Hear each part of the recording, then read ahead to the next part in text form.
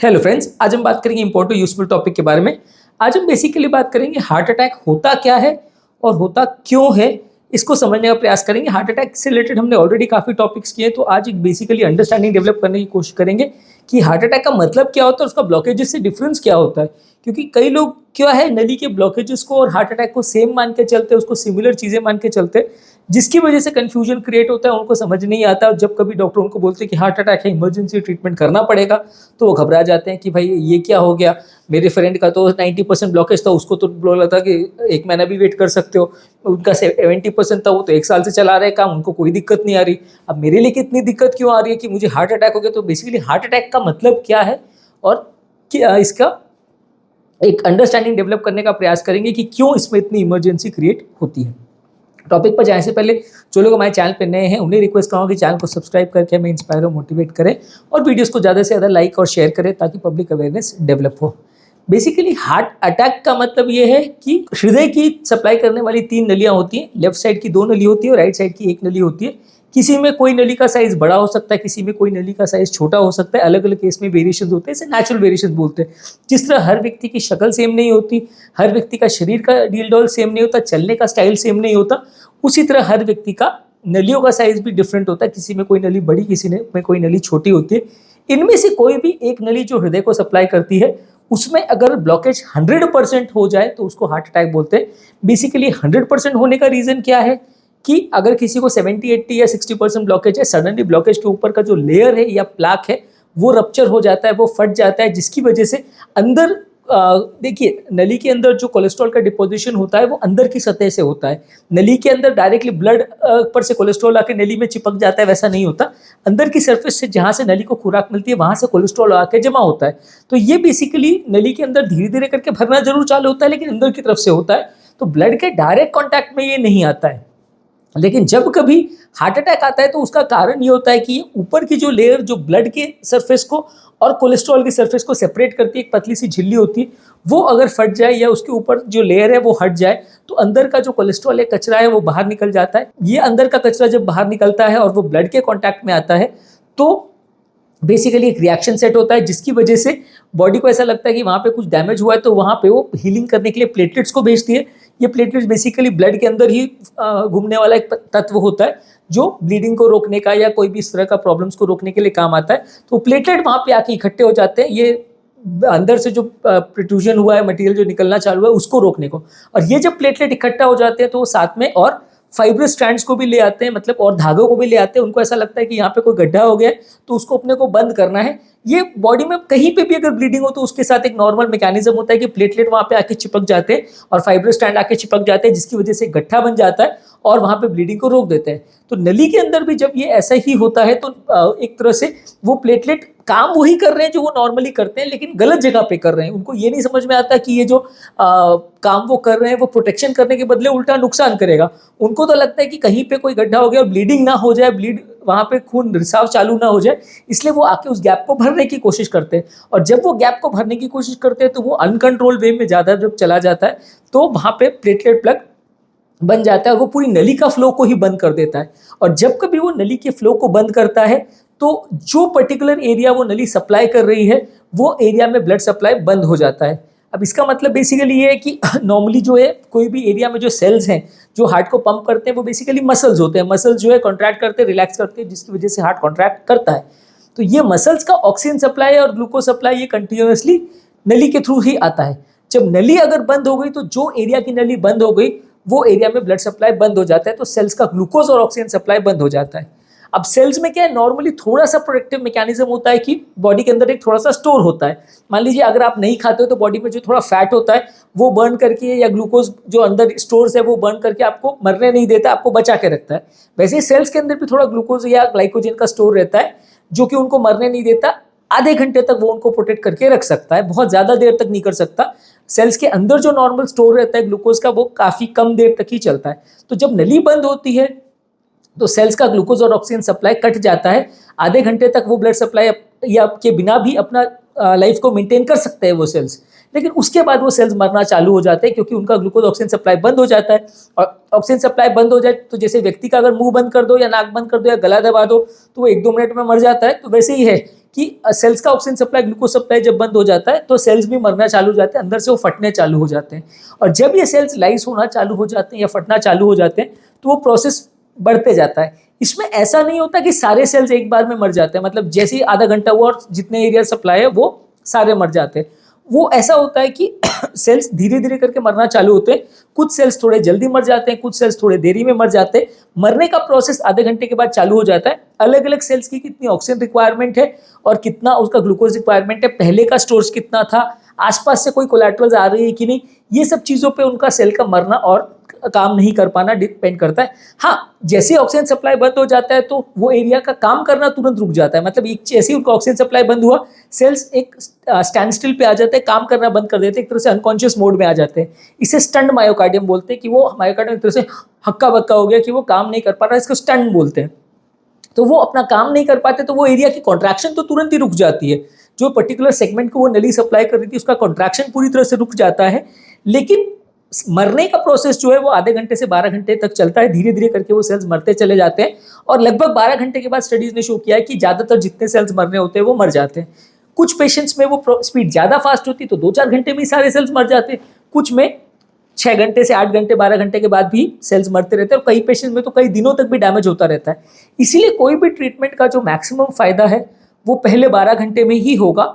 उसके बाद अगर आप ट्रीटमेंट करोगे तो वो एक तरह से रिपेयर वर्क है, लेकिन उसे उतना फायदा नहीं होगा, क्योंकि 12 घंटे तक ये सेल्स का मरने का प्रोसेस चालू है। तो जहां पे भी आपने नली को वापस खोल दिया, चाहे वो इंजेक्शन द्वारा क्लॉट को डिसॉल्व करके आपने खोल दिया या आपने एंजियोप्लास्टी करके स्टेंट डाल के नली को खोल दिया। एंजियोप्लास्टी में क्या है कि जो कचरा नली में भर गया उसको हम क्रश करके साइड में दबा देते हैं तो नली में फ्लो चालू हो जाता है, तो सेल्स को ग्लूकोज ऑक्सीजन सप्लाई मिलना चालू हो जाता है। वहीं अगर किसी को थ्रोम्बोलिटिक थेरेपी देते हैं या खून पतला करने का इंजेक्शन देते हैं तो वो इंजेक्शन जो है वहां पे जाके जो खून का थक्का या प्लेटलेट प्लग और फाइब्रिन स्ट्रैंड जम गए थे उसको वो घोल देता है, या वो फाइब्रिन स्ट्रैंड जो फंस गए थे जिसकी वजह से वो प्लेटलेट वहां पे इकट्ठा हो गए थे और हिल नहीं पा रहे थे, नली को बंद कर दिया तो वो फाइब्रिन स्ट्रैंड डिसॉल्व हो जाते हैं। वो फाइब्रिन स्ट्रैंड डिसॉल्व होने की वजह से प्लेटलेट आगे निकल जाते हैं, मतलब वहां पे टिक नहीं पाते, ब्लड के फ्लो के साथ आगे निकल जाते हैं। तो इसकी वजह से नली में फ्लो फिर से चालू हो जाता है। पर वो थ्रोम्बोलिटिक थेरेपी का सक्सेस रेशियो खाली 30 to 50% रहता है पहले 3 घंटे में अगर उसको दिया जाए तो, क्योंकि पहले 3 घंटे के बाद इतना डैमेज हो चुका होता है और वो प्लेटलेट पर इतना हार्ड हो चुका होता है कि वो दवा से इंजेक्शन से डिसॉल्व नहीं होता। तो पहले 3 घंटे में अगर वो इंजेक्शन को देते हैं तो पूरी तरह से नॉर्मल फ्लो एस्टैब्लिश हो जाए, इसका चांस 50% होता है महंगे इंजेक्शन में और 30% होता है सस्ते वाले इंजेक्शन में, क्योंकि इंजेक्शन भी 2 तरीके का आता है। महंगा वाला इंजेक्शन से मतलब ये कि 3rd जनरेशन थ्रोम्बोलिटिक एजेंट्स जिसका दाम लगभग 40 से 50 हज़ार होता है, महंगा आता है। इसमें भी 100% गारंटी नहीं है कि नली खुल जाएगी, वो क्लॉट को डिसॉल्व करने में सक्सेस 50% रहता है और थोड़ा फ्लो चालू हो जाए इसका चांस 65% रहता है। जबकि जो सस्ता वाला इंजेक्शन स्ट्रेप्टोकाइनेज या यूरोकाइनेज करके आता है वो 2-3 हज़ार का आता है, वो इंजेक्शन का सक्सेस रेशियो खाली 30% होता है फ्लो एस्टैब्लिश करने में, और 40-50% केस में थोड़ा सा फ्लो चालू हो जाएगा लेकिन पूरा नॉर्मल नहीं होगा। तो जितना अच्छा फ्लो चालू होगा, जितना प्रेशर से टिश्यू को ब्लड मिलेगा, उतना नली के सेल्स मरने का प्रोसेस रुक जाएगा। एंजियोप्लास्टी में सबसे ज्यादा एडवांटेज ये है कि नली खुल जाएगी, इसका गारंटी होता है, क्योंकि सेल्स में आप स्टेंट जब लगा देते हो तो 95% सक्सेस रेशियो रहता है। 2-5% केस में स्लो फ्लो हो जाता है, वो भी खासकर पेशेंट अगर बहुत लेट आए या प्रॉपर उसका क्लॉट बर्डन बहुत ज़्यादा हो तो ही होगा। अदरवाइज 95% केसेस में या उससे ज़्यादा केसेस में आपको स्टेंट डालने से फ्लो मिल जाएगा, खासकर अगर पहले 4-6 घंटे में पेशेंट आ गया तो।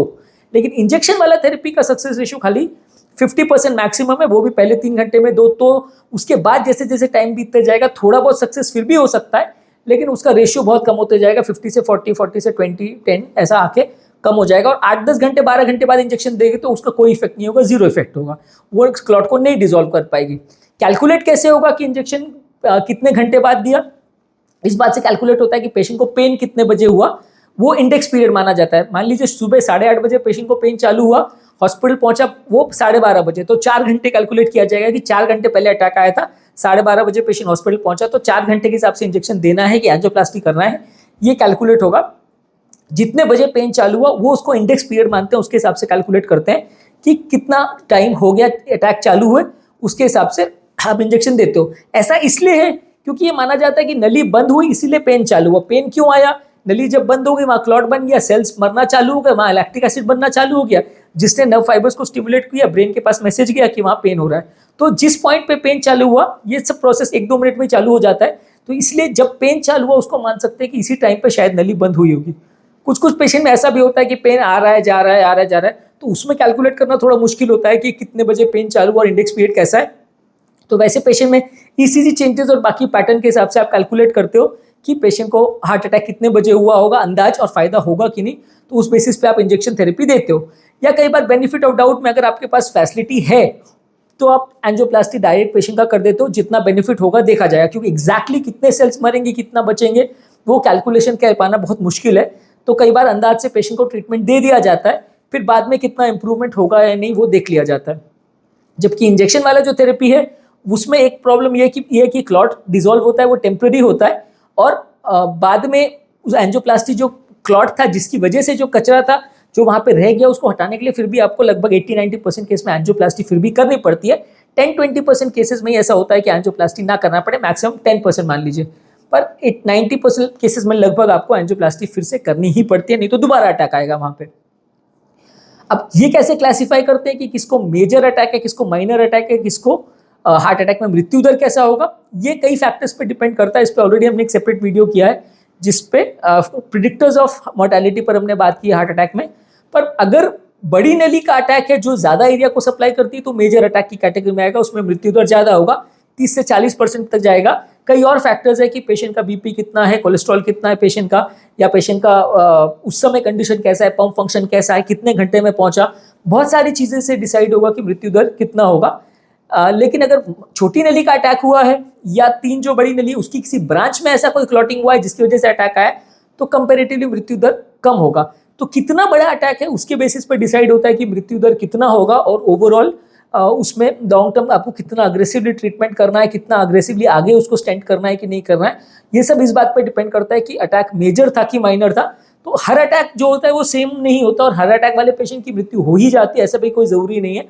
तो आप ये भी कंपेयर नहीं कर सकते कि यार उस व्यक्ति को अटैक आया था वो तो बच गया, मेरा पेशेंट को क्यों हो गया, तो वैसा कंपेयर नहीं कर सकते। हर अटैक और हर पेशेंट की कंडीशन अलग अलग होती है, और उसके बाद भी किस्मत का फैक्टर तो रहता ही है। कई बार सेम नली के सेम साइज के अटैक में भी कोई पेशेंट मर जाता है, कोई पेशेंट हॉस्पिटल में नहीं पहुंच पाता, और कोई पेशेंट बिल्कुल अच्छा पंप हो जाता है, वैसा भी होता है। कई फैक्टर्स पे और ट्रीटमेंट की स्ट्रैटेजी सब पे डिपेंड करता है ये चीज़। लेकिन बेसिकली हमें ये समझने की जरूरत है कि अटैक और ब्लॉकेज में जमीन आसमान का फर्क होता है। अटैक मतलब नली 100% बंद हो जाती है और वहाँ टाइम की बहुत वैल्यू होती है, क्योंकि हर 30 मिनट जो ट्रीटमेंट में डिले होता है मृत्यु का चांस 8% के हिसाब से बढ़ते जाता है। जितना लेट आप करते जाओगे नली को खोलने में उतने सेल्स मरते चले जाते हैं। तो जितना जल्दी ट्रीटमेंट आप पेशेंट को करोगे उतना ज़्यादा पेशेंट को फायदा मिलेगा। इसीलिए अटैक के पेशेंट में टाइम की वैल्यू होती है, और पेशेंट को आप ज़्यादा सोचने समझने का टाइम नहीं दे सकते, क्योंकि उतने देर में सेल्स मरते चले जाएंगे। और कोई भी ट्रीटमेंट करने के बाद पेशेंट तो एक्सपेक्ट करता है कि मेरे पेशेंट को सर्वाइवल मिलना चाहिए, उसको फायदा मिलना चाहिए। मान लीजिए आपने 12 घंटे के बाद या 16 घंटे बाद स्टेंट किया और पेशेंट मर गया, तो क्या मतलब। तो जितना जल्दी आप ट्रीटमेंट करेंगे उतना पेशेंट को फायदा मिलेगा। ये बड़े अटैक के केस में एप्लीकेबल है, छोटे अटैक के केस में या अनस्टेबल एंजाइना में ये एप्लीकेबल नहीं है। अनस्टेबल या बड़ा अटैक का बेसिकली मतलब है ST elevation infarction. ST elevation मतलब जहां नली 100% बंद हो जाती है और ईसीजी में एसटी सेगमेंट जो एक क्राइटेरिया होता है ईसीजी का वो ऊपर हो जाता है, बेसलाइन से ऊपर चला जाता है, तो उस बेसिस पे हम आइडेंटिफाई कर सकते हैं कि ये पेशेंट को बड़ा अटैक है तो उसको जल्दी ट्रीटमेंट लगेगा। और जहां एसटी सेगमेंट थोड़ा सा नीचे बैठ जाता है वो माइनर अटैक की कैटेगरी में आता है। हालांकि वो भी डेंजरस होता है, जीरो रिस्क उसमें भी नहीं होता, पर कंपेरेटिवली उसमें आप 2-4 घंटे या 6 घंटे बाद भी ट्रीटमेंट करो तो चलेगा। एसटी एलिवेशन इन्फेक्शन में रिकमेंडेशन गाइडलाइंस की है कि 90 मिनट के अंदर पेशेंट का ट्रीटमेंट हो जाना चाहिए। जब उसको पेन चालू हुआ उसके लेके 90 मिनट के अंदर पेशेंट का ट्रीटमेंट हो जाना चाहिए तो बेस्ट माना जाता है, और जितना जल्दी हो उतना फायदा। जबकि अनस्टेबल एंजाइना में 24 घंटे के अंदर ट्रीटमेंट हो जाना चाहिए, ऐसा रिकमेंडेशन है। मतलब थोड़ा रिलैक्स है उसमें। मान लीजिए कि ब्लॉकेज 90-95% है तो सेल्स पूरे नहीं मरे, थोड़े से मरते हैं, तो उसमें आप थोड़ा सा वेट करके भी 24 घंटे के अंदर ट्रीटमेंट कर दो तो चलेगा। बड़े इन्फेक्शन में आपको 90 मिनट के अंदर ट्रीटमेंट करना होता है। और जो बिल्कुल ही छोटा ब्लॉकेज है या 70-80-90% का ब्लॉकेज जहाँ अटैक नहीं आया है, कार्डियक एंजाइम्स पॉजिटिव नहीं है, वहाँ पे आप वेट कर सकते हो। वहाँ पे आप ये है कि आप 10 दिन 15 दिन वेट करके भी आराम से डिसीजन लेके भी अगर ट्रीटमेंट करना चाहो तो कर सकते हो, उसमें ऐसा कोई दिक्कत यूजुअली नहीं आता। वो कंपेरेटिवली थोड़ा सेफ जोन में आता है, तो उसमें उतना ट्रीटमेंट की इमरजेंसी नहीं होती। तो आज के टॉपिक में हमने बात करी कि अटैक बेसिकली होता क्या है और मेजर माइनर अटैक में क्या डिफरेंस होता है, और अटैक का बेसिकली मतलब क्या है, क्यों वो रेगुलर ब्लॉकेज और अटैक में जमीन आसमान का फर्क होता है, और क्यों इसमें ट्रीटमेंट अलग होता है, और ट्रीटमेंट की स्ट्रैटेजी में क्या फर्क है, उस बारे में बेसिक एक ओवरव्यू हमने किया। सिम्टम्स और अदर रिस्क फैक्टर्स पे एक और वीडियो करेंगे, इसी का पार्ट 2 करेंगे, तो वो आपको कुछ दिन के बाद हम अपलोड करेंगे, आप चाहे तो वो भी चेकआउट करके देख सकते हैं। जो लोग हमारे चैनल पे नए हैं उन्हें रिक्वेस्ट करूँगा कि चैनल को सब्सक्राइब करके हमें इंस्पायर और मोटिवेट करें। और हार्ट अटैक से संबंधित और हार्ट अटैक से इमरजेंसी मैनेजमेंट के संबंधित हमने ऑलरेडी काफ़ी वीडियोज़ की, आप हमारे चैनल पर देख सकते हैं। तो इनका लिंक मैं आई बटन और डिस्क्रिप्शन बॉक्स में छोड़ दे रहा हूँ, आपके लिए डेफिनेटली बहुत यूजफुल होगा, उन्हें आप चेकआउट करिए, काफ़ी पेशेंट्स की इससे जान बच सकती है।